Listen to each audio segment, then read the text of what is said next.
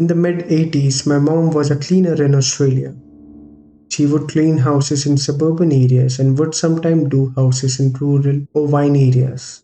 She would leave business cards at local shops and got most of her business this way, and some through referrals in word of mouth.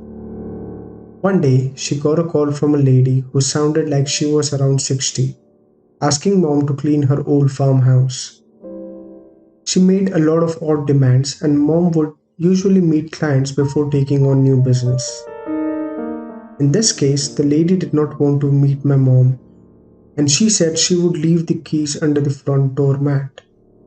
Mom agreed, mainly because the lady was quite obviously wealthy and was offering to pay mom substantially more than she would reasonably expect. Mom went to the house on a Monday morning and she said she already felt unnerved by the long driveway. The house was essentially in the middle of a very large and very empty property. She found the keys and started cleaning. About an hour into cleaning, she heard the back door shut. Mom was told no one would be at the house, so she immediately felt unsafe. She stood frozen in the kitchen for what she said felt like 3 or 4 minutes, although she said it could have been much longer. There was no car on the property. She wanted to leave immediately, but she had 2 more rooms left to do, both were bedrooms. She said the time passed and she heard nothing else. She decided that perhaps that was nothing, or perhaps something had fallen and it wasn't the door after all. She walked up the hallway and steps into the bedroom. All over the bed were black and white photos. As mom got closer, she realized that the photos were all of her. Some were taken at our family home, others were taken at other houses mom would clean, some through windows or over fences. She used the house phone to call the police and immediately drove to the end of the driveway. The lady ended up being investigated but continued to claim that it was a break in. After some time, the police stopped with the searching and we ended up moving to a new town 4 months later.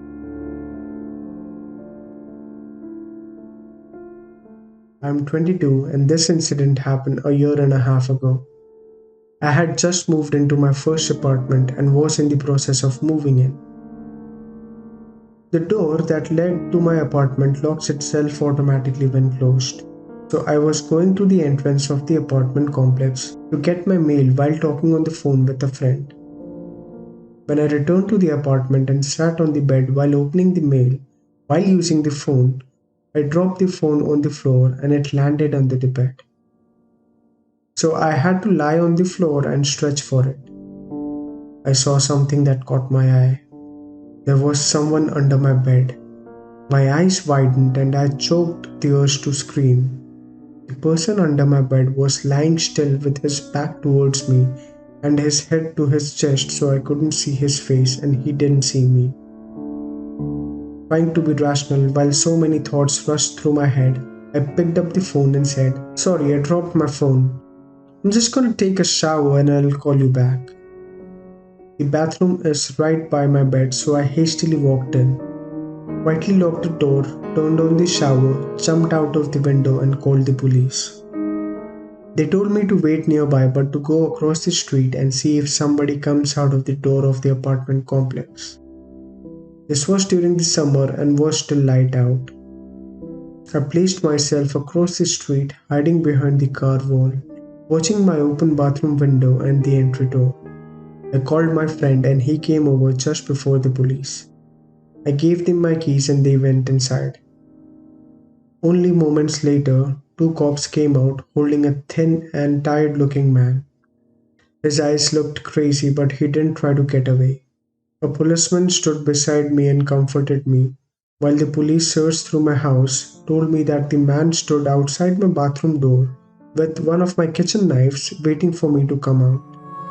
This man had somehow crept in my entry door while I was getting my mail and hid under the bed. The man that was trying to hurt me turned out to be a homeless person and was placed in a mental hospital.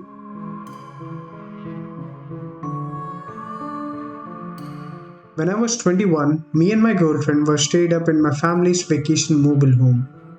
It was during a snowstorm. We were sitting on a couch next to the heater, snuggling and watching late night TV.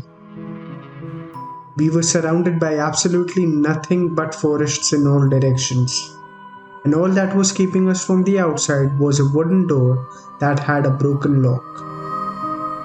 The last time my grandparents came up, my grandpa put a few cinder blocks by the door to use as a kind of a barrier in the meantime, since the door opened inwards. Anyway, while we were watching television, my girlfriend started shaking me, telling me she heard something outside. I assured her it was most likely a deer or a bear or something like that. But then, 5 minutes later, my girlfriend looked at me again.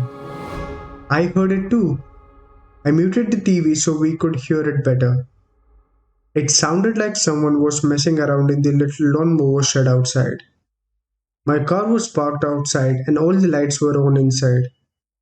If there was somebody out there, they knew we were inside. My girlfriend was urging me to go outside and check it out, but I told her she must be crazy to think that I was going out there. The sound stopped and there was nothing but the sound of the storm now. After a few minutes, I felt it safe to shut the inside lights and open the blinds and take a quick look outside, but it was too dark to see anything. I turned on the porch light and I was able to see a good portion of the front yard outside. There were footprints in the snow. Not animal footprints. They were clearly shoe prints. And they were headed in the direction of the backyard. I went to open the curtains to the backyard window, and when I did, I felt the urge to scream, but my girlfriend did instead. I immediately shut the blinds and told my girlfriend to go hide in the bedroom while I grabbed my grandpa's hunting rifle out of the closet. I pushed the cinder blocks and a bunch of other heavy objects in front of the door as a barricade, shut all the blinds and lights, and went to hide with my girlfriend in the corner of the bedroom. There was a bang at the front door. He was trying to bust open the door. I don't think he tried the knob, but it didn't matter either way. After a few futile bangs at the door, it seems the man finally gave up. I stayed up the whole night with the gun by my side while my girlfriend slept. We packed and left the first thing in the morning. But the scary thing was there were a set of fresh footprints leading from the front yard window into the woods.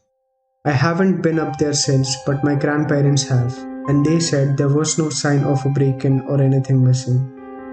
I don't plan on ever going back up there.